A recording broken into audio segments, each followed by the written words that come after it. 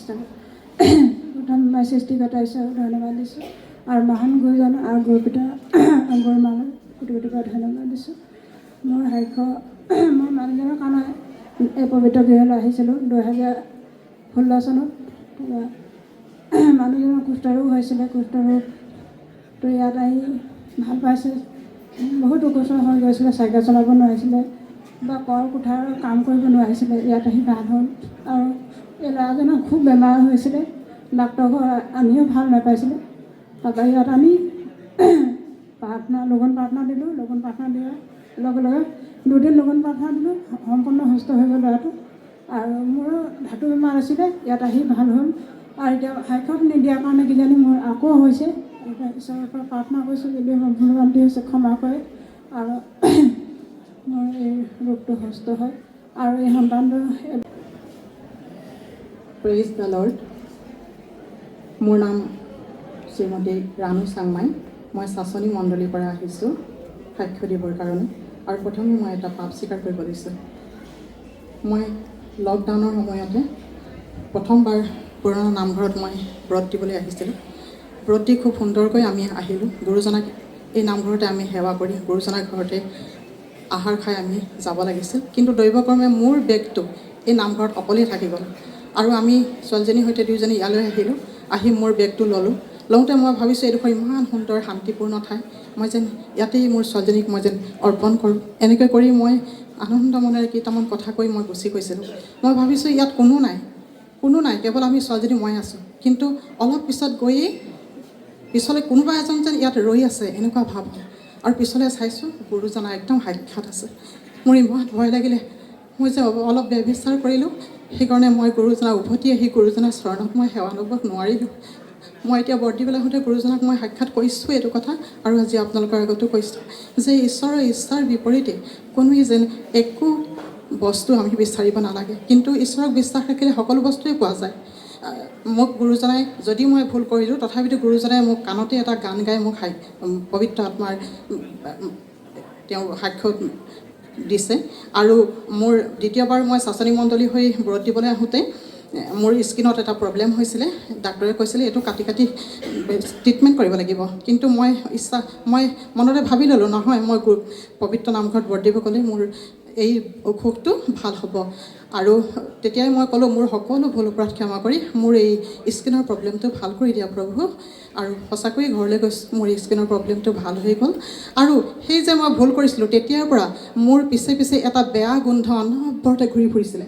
আজি 3 বছৰ ধৰি মই এই গোন্ধটো মোৰ পিছে পিছে লৈ ফুৰিছিলোঁ। নাকতে মোৰ সোমাই দি সেই বেয়া গোন্ধ এটা। আৰু সেই গোন্ধটোৱে মোৰ ঘৰখনত বহুত খেলিমেলি লগাই দিলে। ছোৱালীজনীৰ জীৱনটো খেলিমেলি হৈ গ'ল, দেউতাকৰ জীৱনটো খেলিমেলি হৈ গ'ল। আৰু সেইদিনাখন 2025 চনৰ 21 ছেপ্টেম্বৰৰ দিনা মই গুৰুজনাক সপোনত দেখিলোঁ।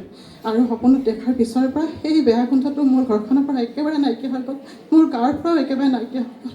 মই গুৰুজনাক কোটি কোটি বাৰ প্ৰণাম জনাইছোঁ, ধন্যবাদ জনাইছোঁ। আৰু মোৰ স্বামীয়ে বহুত মদ পানী সেৱন কৰি ঘৰখনৰ অশান্তি আছিল আমাৰ। আৰু এতিয়া এই 2026 চনৰ 1 জানুৱাৰীৰ পৰা তেওঁ মদ নাখাওঁ বুলি নিজে সংকল্প লৈছে। আৰু মই মনত বহুত শান্তি পাইছোঁ। আৰু সকলোৰে প্ৰতি মোৰ এটি অনুৰোধ, আপোনালোকে যি খোজে ঈশ্বৰৰ ওচৰত তাকেই পাব। কিন্তু ঈশ্বৰে যি বস্তু দি ভাল পায় সেই বস্তুহে আপোনালোকে খুজিব, নিশ্চয় সকলোৱে লাভ কৰিব। ধন্যবাদ। Praise the lord. ঈশ্বৰৰ প্ৰশংসা হওক। মোৰ এটা সাক্ষ্য আছিলে, কাৰণ মই ঈশ্বৰক যেতিয়া লগ পোৱা নাছিলোঁ, অন্ধকাৰতেই ডুবি আছিলোঁ জীৱনৰ 47-48টা বছৰ। আৰু ঈশ্বৰেই তেওঁৰ ৰাজ্যলৈ মনোনীত কৰিলে আৰু সুদূৰ সাপে খাটিলৈ লৈ গৈ এই হীৰেণ গগৈ, মোৰ এজন ভাইটি, তেওঁৰ ঘৰলৈ লৈ গৈ তাতেই মোক প্ৰভু যীশুৰ বিষয়ে গোটেইখিনি কথা জানিবলৈ দিলে। আৰু পিতা গুৰুদেৱ ৰঞ্জন চুতীয়াৰ বিষয়েও তাতেই মই জানিছিলোঁ।